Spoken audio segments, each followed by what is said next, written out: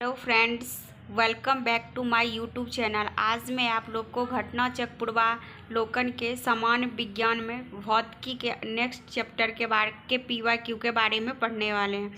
तो अगला क्वेश्चन है मेरा, निम्नलिखित में से किसने न्यूटन से पूर्व ही बता दिया था कि सभी वस्तु पृथ्वी की ओर गुरुत्वाकर्षित होती है? तो ब्रह्मगुप्त ने बताया था। गुरुत्वाकर्षण का सिद्धांत किसने दिया? तो न्यूटन ने। गुरुत्वाकर्षण के सार्वभौमिक नियम का प्रतिपादन किसने किया? न्यूटन ने।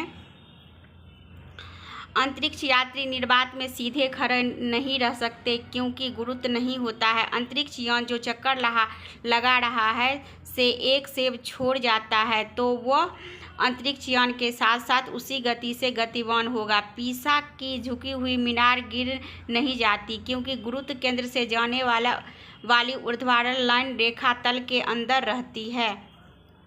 यदि पृथ्वी और सूर्य की दूरी जो है उसके स्थान पर दोगुनी होती तो सूर्य द्वारा पृथ्वी पर गुरुत्वाकर्षण बल जो पड़ता वो होता है अब जितना है उसका चौथा भाग।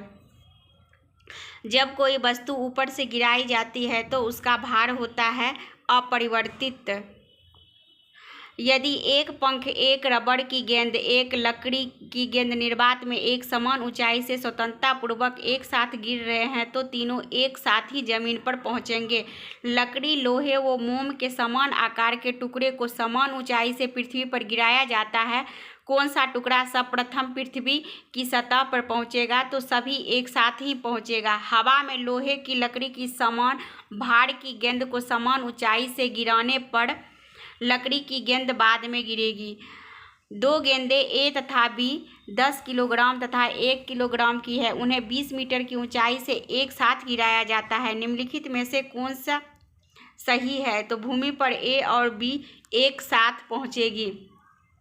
कथन है, चंद्रमा पर मानव की वजन पृथ्वी की तुलना 1/6 रहता है। कारण है, चंद्रमा पर पृथ्वी की तरह गुरुत्वाकर्षण नहीं है। तो इसका ऑप्शन सी है। कथन सही है परंतु कारण गलत है। किसी पिंड का भार ध्रुवों पर सर्वाधिक होता है।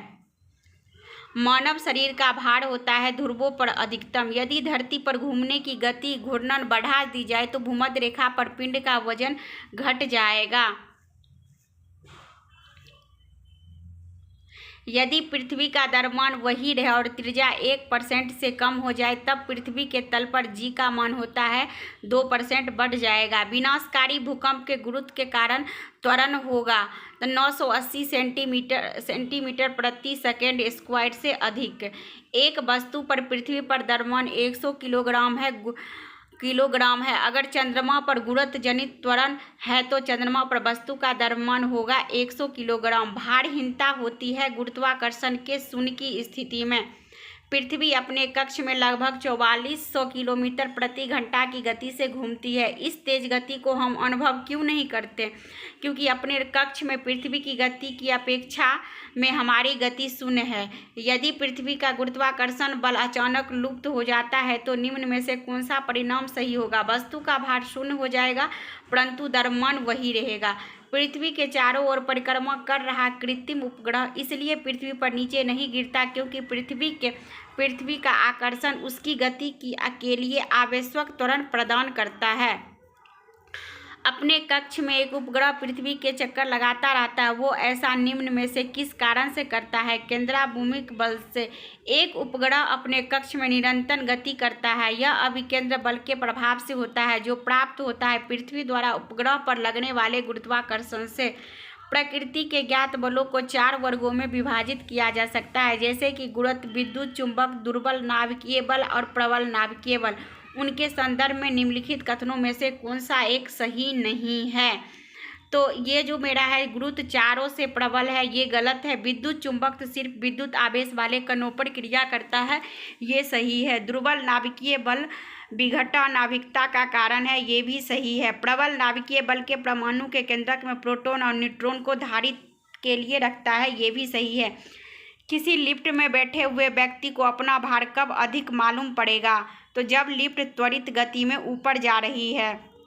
लोलक की काल अवधि लंबाई के ऊपर निर्भर करती है। लोलक घड़ियां गर्मियों में सुस्त हो जाती है क्योंकि लोलक की लंबाई बढ़ जाती है। जब लड़की झूले पर बैठी स्थिति में झूला झूल रही है, उस लड़की के खड़े हो जाने पर प्रदोल आवर्तकाल कम हो जाएगा।